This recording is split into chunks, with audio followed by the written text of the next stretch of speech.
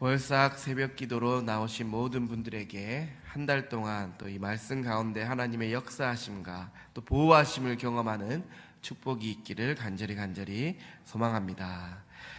예레미야 2장에서는 이 선민 이스라엘 백성들의 가증한 배도 행위와 관련된 심판을 예언하는 내용을 담고 있습니다. 먼저 1절에서 13절까지는 이스라엘 백성의 이 배도 행위를 구체적으로 고발하는 이 심판을 경고하기에 앞서서 이 포괄적인 언어를 사용하여 유다의 배도 실상을 전반적으로 책망한 후에 그에 따른 심판을 경고하고 있습니다. 그러나 하나님께서는 무조건적으로 먼저 심판을 경고하시는 것이 아닌 이전에 이스라엘 백성들이 하나님과의 관계가 어떠했는지를 알려주신 후 현재 유다 백성들의 상태를 알려주고 계십니다.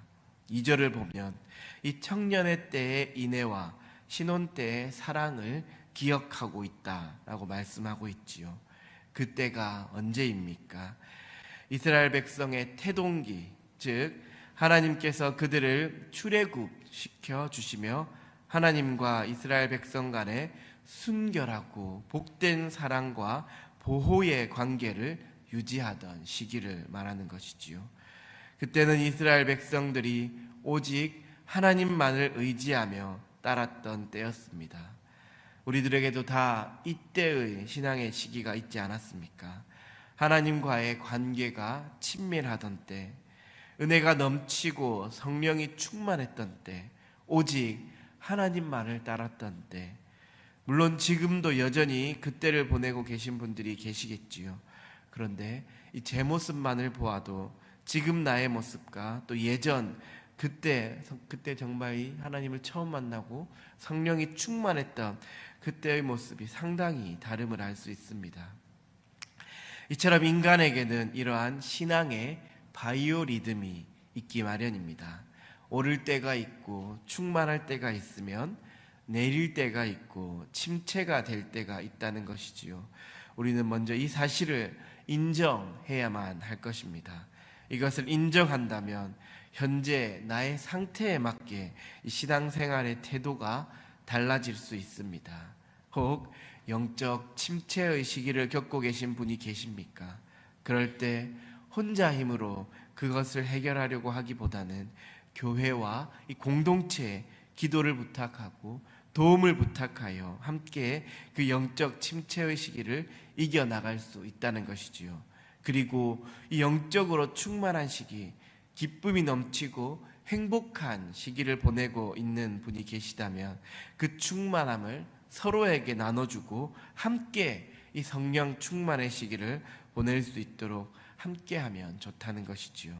이러한 신앙의 바이오리듬이 있음을 깨닫고 이 나의 현재 상태를 잘 파악하여 이 말씀을 통해 그에 합당한 신앙생활을 함으로써 하나님께서 기뻐하시는 성도님들이 되시기를 주님의 이름으로 간절히 축원합니다. 다음 이 4절부터 이 8절까지는 가나안 정착 초기부터 시작된 이스라엘의 이 배도를 지적하고 있는 내용들입니다.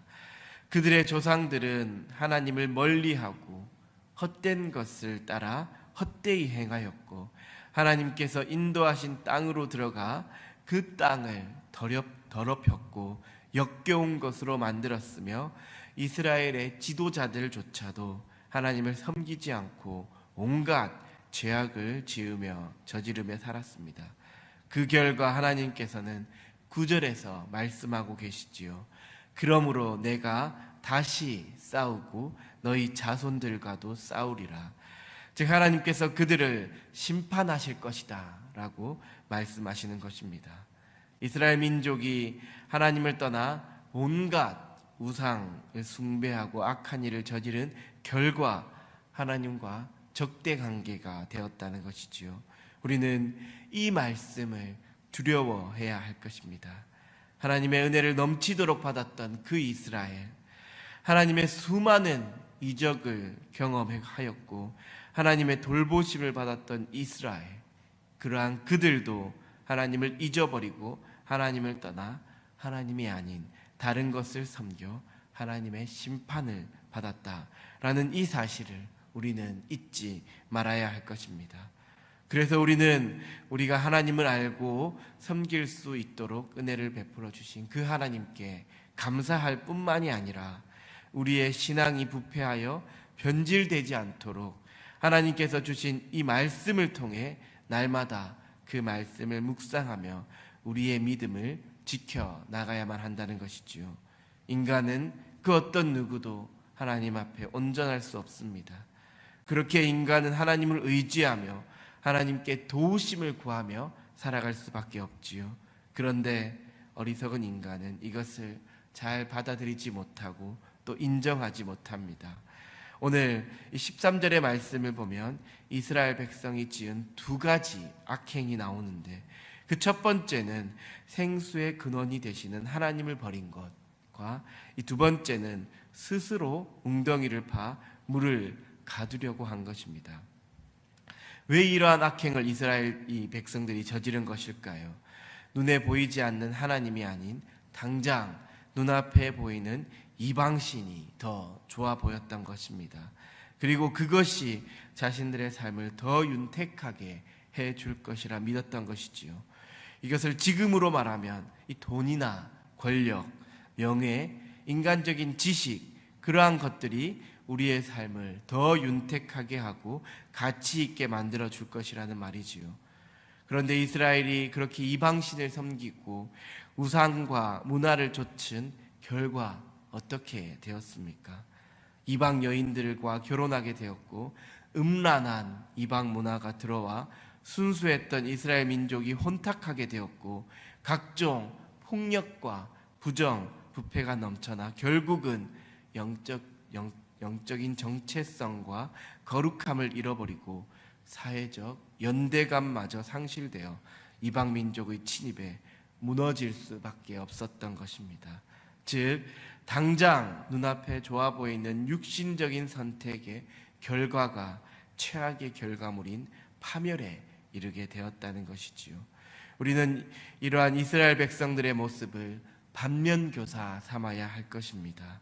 지금 당장은 돈이나 권력, 명예, 지식이 여러분들 앞에 좋아 보여 그것만을 쫓아 보면 하나님과 멀어지게 되어 그것이 처음에는 별로 티가 나지 않을지라도 그 끝은 영원한 사망이고 죽음인 파멸로 간다는 것입니다. 그렇게 우리는 당장 눈앞에 유익만을 좇는 자가 아닌 영원한 생명을 바라보며 하나님의 말씀을 좇아 살아가는 자들이 되어야 할 것입니다. 우리 가양중학교의 성도님들은 나의 생각과 나의 뜻대로 살아가는 자들이 아닌 하나님의 생각과 하나님의 뜻을 따라 살아감으로 이 범사에 형통하고 승리하는 삶을 살아가는 성도님들이 되시기를 주님의 이름으로 간절히 축원합니다. 이렇게 하나님을 배도한 이스라엘은 하나님이 아닌 이방신, 이방 나라를 의지하여 문제를 해결하고자 하였습니다. 하지만 하나님께서는 배도한 이스라엘 백성들이 의지하는 것들조차 무너뜨리시며 그들을 심판하실 것이라 말씀하시지요. 36절과 37절의 말씀을 제가 한번 읽어보겠습니다.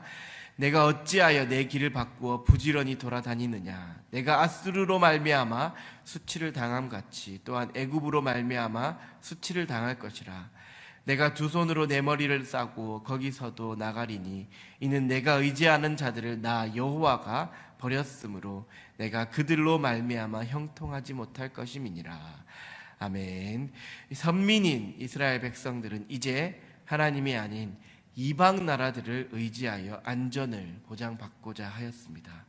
하지만 하나님께서는 그들이 의지하고자 했던 아수르나 이 애굽을 통해 수치를 당하게 하셨고 또 그 이방 나라들을 무너뜨림으로 더 이상 그들이 의지할 것이 없고 파멸할 수밖에 없을 것을 예언하고 계시지요. 그렇습니다. 하나님을 믿는 자들이 의지할 것은 오직 하나님밖에 없습니다. 그런데도 살아가다 보면 세상에 눈이 돌아가고 또 하나님이 아닌 다른 것을 의지할 때가 많지요. 왜냐하면 이 세상이 더 좋아 보이고 또 하나님이 아닌 다른 것들로 문제를 해결할 수 있다라고 생각하기 때문입니다. 하지만 세상은 우리의 문제를 해결해 줄 수 없습니다. 세상은 우리를 구원의 길로 인도할 수 없습니다. 오직 우리를 구원의 길로 인도하시는 것은 하나님밖에 없으며 하나님만이 우리의 인생의 모든 문제를 해결해 주실 수 있습니다. 왜냐하면 하나님 그분이 바로 우리를 만드신 창조하신 분이시며 온 우주를 다스리시는 주관자가 되시기 때문입니다. 우리는 이 말씀을 기억하고 이제는 더 이상 세상의 것을 의지하며 하나님이 아닌 다른 것을 좇는 자들이 아닌 하나님만을 의지하고 하나님의 말씀만을 좇아 살아가므로 하나님으로 인해 형통한 삶, 그 풍성한 삶을 누리며 살아가는, 그리하여 하나님께 영광 돌리는 우리 광양중앙교회 성도님들이 되시기를 주님의 이름으로 간절히 축원합니다. 기도하겠습니다. 사랑의 하나님, 오늘 주신 말씀을 통해 하나님을 배도하였던 이스라엘 백성들의 모습을 봅니다. 하나님께 선택을 받았고 하나님의 넘치는 은혜와 기적을 체험했던 그들도 하나님이 아닌 다른 것들을 의지하고 우상과 악한 문화를 좇은 결과 하나님의 버림을 받아 파멸의 길로 갔음을 깨닫게 하시고, 우리는 이 이스라엘 백성들의 모습을 반면교사 삼아 하나님만을 더욱 의지하며 하나님의 말씀만을 좇아 하나님의 뜻대로 살아가는 주의 백성들이 되게 하옵소서. 눈앞에 보이는 그 유익만을 쫓아 살아가는 삶들이 아닌 영원한 생명을 소망하며 하나님의 말씀을 따라 살아가는 성도님들이 되게 하옵소서. 오늘도 이 예배의 자리, 이 기도의 자리를 허락하신 주님께 감사드리오며 예수님의 이름으로 기도합니다. 아멘.